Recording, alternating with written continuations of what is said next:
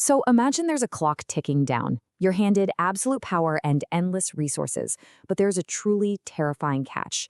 You have a strict, unchangeable timeline of exactly 5 years before absolutely everything is violently stripped away from you.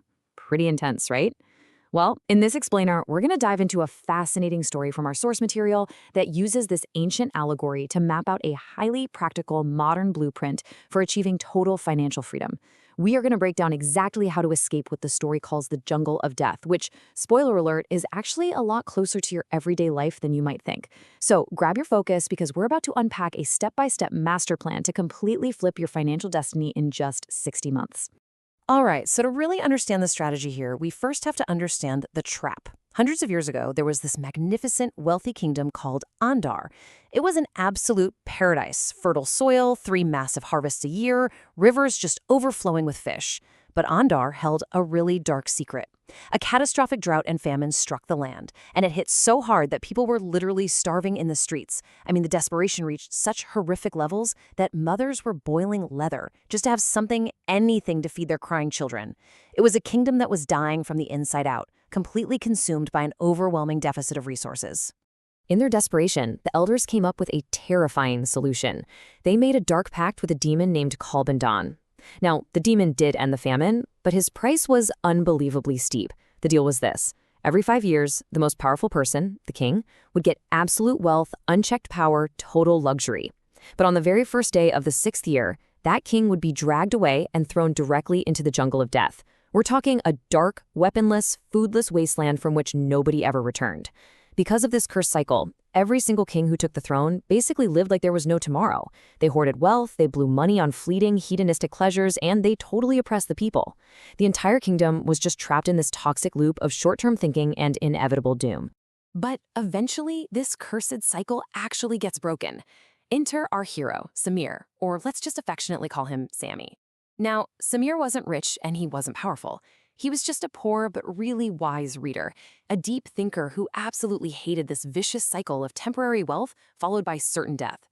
When the old king's time was finally up, the next ruler was chosen by a completely random lottery drawn from a dry well.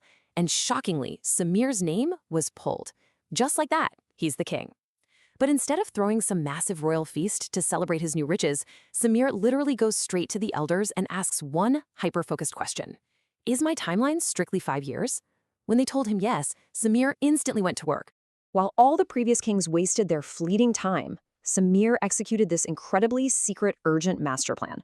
Instead of partying during that crucial first year, he studied the kingdom's finances with laser-like clarity, figuring out exactly what resources he was working with.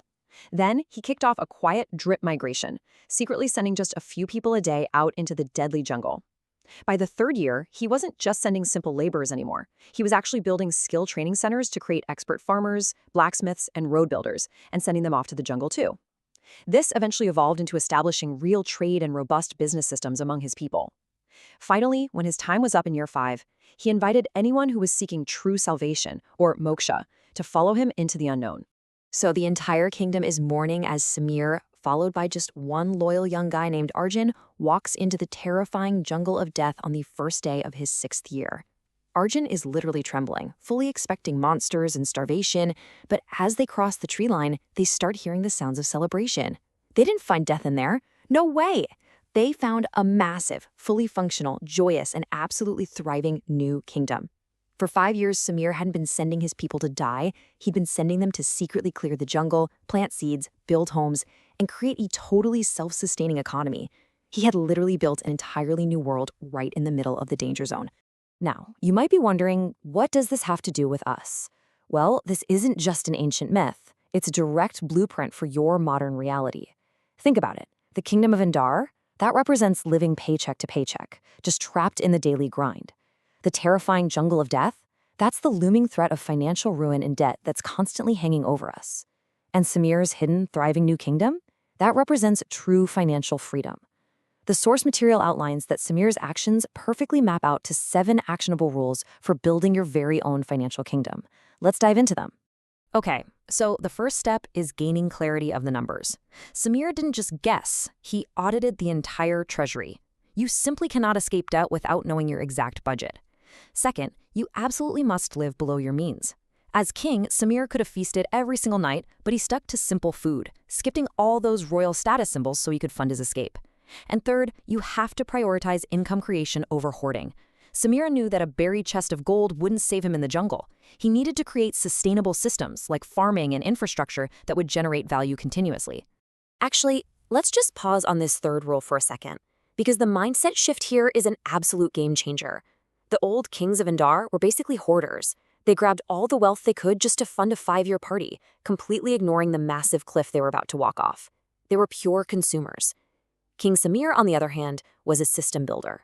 He understood that real wealth isn't just a pile of gold you sit on, it's an engine you build. He invested his temporary 5-year wealth into creating a self-sustaining ecosystem that would literally take care of him forever.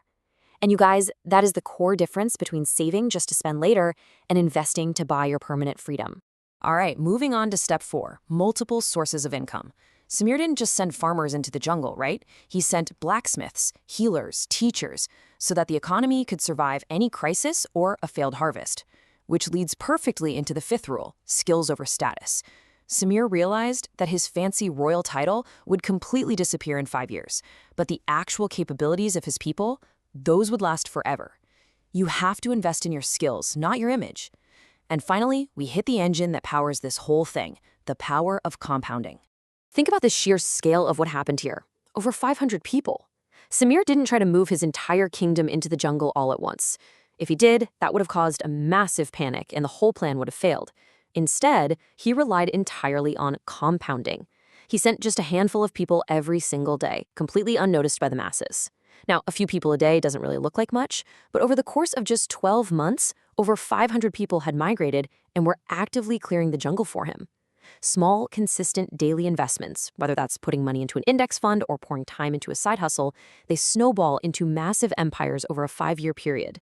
And that brings us to the 7th and final lesson, the non-negotiable 5-year commitment window. Samir had absolutely no choice. His 5-year deadline was quite literally a matter of life and death. The source material highlights that treating your own financial goals with this exact same non-negotiable urgency is the absolute key to success. And hey, this isn't just some fairy tale concept.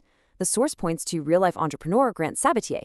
He was completely broke, but by applying these exact 7 principles, getting clarity, living below his means, building systems, and using compounding, he achieved total financial independence in exactly 5 years. He treated his timeline as absolute law. So, how do you actually implement Samir's strategy in your own life? Well, the source recommends digesting the wisdom from 2 really powerful books. Millionaire Fastlane is fantastic for understanding the practical mechanics of building wealth systems rapidly, basically helping you shift from that consumer mindset to a producer mindset. Meanwhile, The Compound Effect is your ultimate guide to mastering those small daily habits, like sending a few people into the jungle every day, that ultimately yield exponential results. And if you're struggling to find the time to sit down and read, the source even highlights a community resource available for just 99 rupees a month that gives you detailed, actionable summaries of over 70 financial books.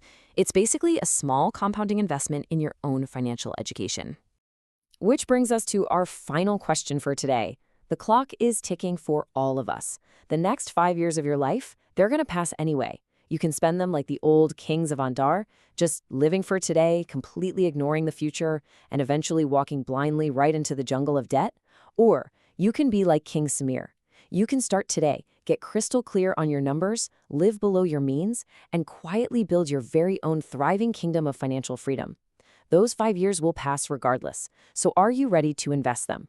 Think about it and start building your kingdom today.